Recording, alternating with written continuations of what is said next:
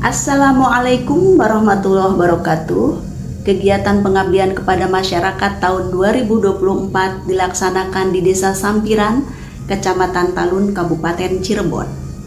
Mengangkat tema tentang transformasi sosial ekonomi melalui pengembangan aset desa untuk meningkatkan kesejahteraan masyarakat lokal desa. Mengapa di Desa Sampiran? Hasil penelitian tahun 2021 menunjukkan bahwa Desa Sampiran memiliki berbagai daya tarik yang unik. Daya tarik ini merupakan potensi yang bisa dikembangkan untuk meningkatkan kesejahteraan masyarakat lokal desa. Desa Sampiran memiliki luas wilayah 330.727 hektar. Jumlah penduduk desa mencapai 11.457, sedangkan jumlah kepala keluarga sebanyak 3.740 jiwa. Potensi desa disebut sebagai aset desa, yaitu berbagai kekayaan yang dikelola oleh pemerintah desa dan bisa menambah pendapatan asli desa atau PAD. Berdasarkan Indeks Desa Mandiri, Desa Sampiran menempati posisi sebagai desa maju dikarenakan memiliki peningkatan PAD. Ingin menyampaikan bahwa ada beberapa aset desa, yaitu diantaranya ada Tulisara Desa, ada juga Mengkok. Dari segi geografis, Desa Sampiran memiliki akses yang terbuka, yaitu menghubungkan ke berbagai daerah lain. Aset desa dalam bentuk fisik, yaitu berupa gedung, tanah, infrastruktur jalan, modal uang, maupun lingkungan alam sekitar. Sedangkan aset desa dalam bentuk non-fisik, yaitu organisasi sosial masyarakat, lembaga ekonomi, kebijakan pemerintah daerah, kebijakan pemerintah desa, nilai kegotong royongan warga masyarakat, dan lain sebagainya. Aset fisik berupa infrastruktur bangunan, antara lain ada pasar tradisional desa, di mana pasar tradisional desa ini menyediakan berbagai kebutuhan pokok masyarakat yang terdiri dari 15 kios dan 58 los, dan ini disewakan ke berbagai pihak, pelaku-pelaku usaha dari berbagai daerah. Para pelaku usaha yang menempati kios di pasar tradisional harus mengeluarkan biaya sewa sebesar 3 juta rupiah dalam 1 tahun.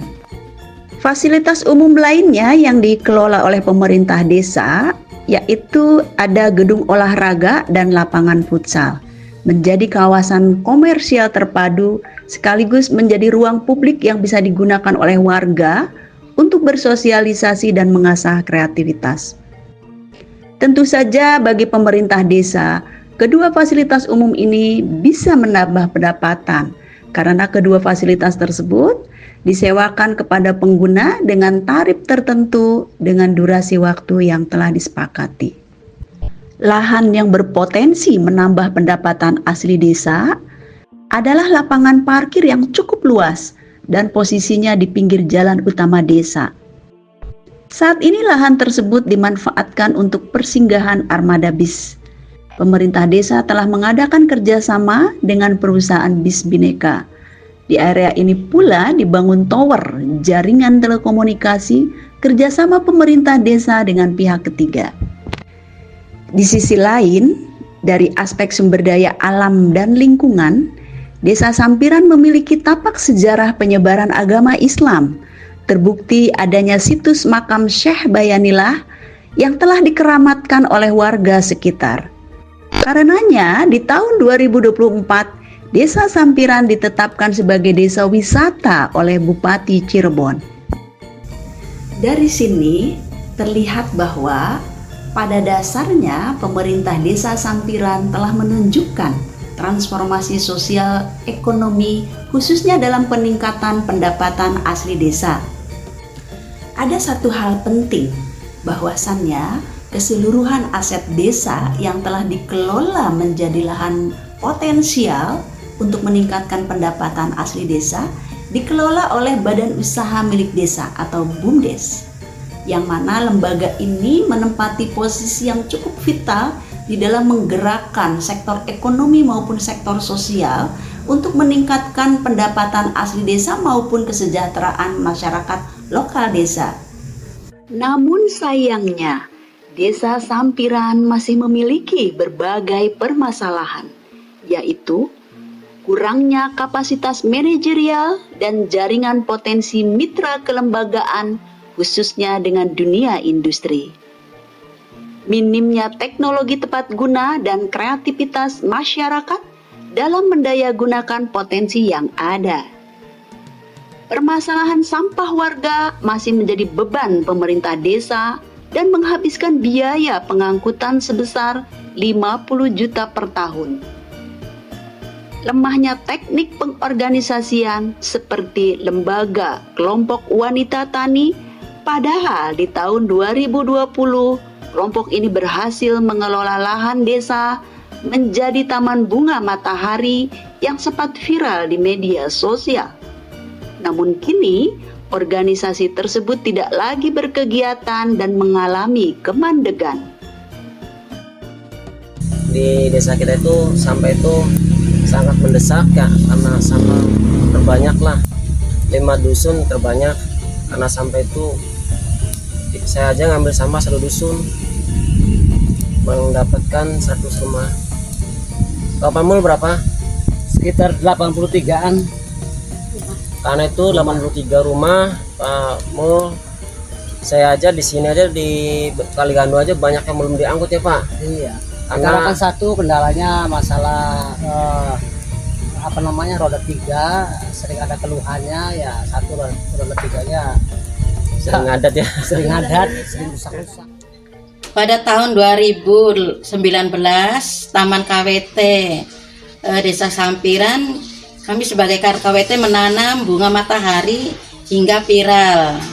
Pada tahun 2020 ada beberapa kendala, akhirnya kader KWT vakum. Dengan melihat berbagai potensi dan masalah-masalah yang ada di Desa Sampiran, maka tujuan pengabdian kepada masyarakat antara lain mengidentifikasi aset-aset produktif yang belum dimanfaatkan oleh pemerintah desa maupun masyarakat lokal desa. Membentuk jaringan sumber kemitraan multi stakeholder untuk memberikan dukungan terhadap program-program sosial ekonomi pemerintah desa secara kolaboratif. Meningkatkan kapasitas kelembagaan sosial ekonomi masyarakat, menumbuh kembangkan interaksi positif, dan memperbaiki fungsi sosial kelompok masyarakat. Memberi penguatan arah kebijakan pemerintah desa dalam perencanaan yang berbasis pada pengembangan aset desa dengan mengedepankan prinsip-prinsip pembangunan berkelanjutan. Metode yang digunakan dalam kegiatan pengabdian kepada masyarakat menggunakan model asset-based community development. Pemanfaatan aset dan potensi menjadi hal yang utama dalam penggunaan metode asset-based community development. Sehingga dalam praktek intervensinya berupaya untuk mengumpulkan berbagai aset fisik dan non-fisik untuk mencapai tujuan transformasi sosial ekonomi desa. Istilah lain yang biasa digunakan dalam pendekatan asset-based community development disebut sebagai strengths-based approach. Model ini banyak digunakan untuk menggali berbagai bentuk kekuatan yang dimiliki individu, masyarakat, dan jaringan sosial suatu organisasi. Langkah-langkah intervensi dalam pengabdian kepada masyarakat. Yang pertama, kami melakukan asesmen untuk menginventarisasi aset dengan cara observasi, wawancara, dan studi dokumentasi. Selanjutnya kami mengobservasi titik-titik lokasi potensial aset desa, serta permasalahan yang menjadi kendala dalam pemberdayaan masyarakat. Kemudian tim PKM melakukan validasi data dalam pertemuan mikro melibatkan tokoh masyarakat, pengurus BUMDes, kepala dusun, dan perangkat desa serta kader-kader desa sebagai upaya sinkronisasi kebutuhan pembangunan. Selanjutnya, membentuk jaringan mitra kelembagaan dengan mendatangi berbagai instansi terkait seperti perguruan tinggi, dinas-dinas, organisasi sosial keagamaan, dan tenaga ahli perseorangan.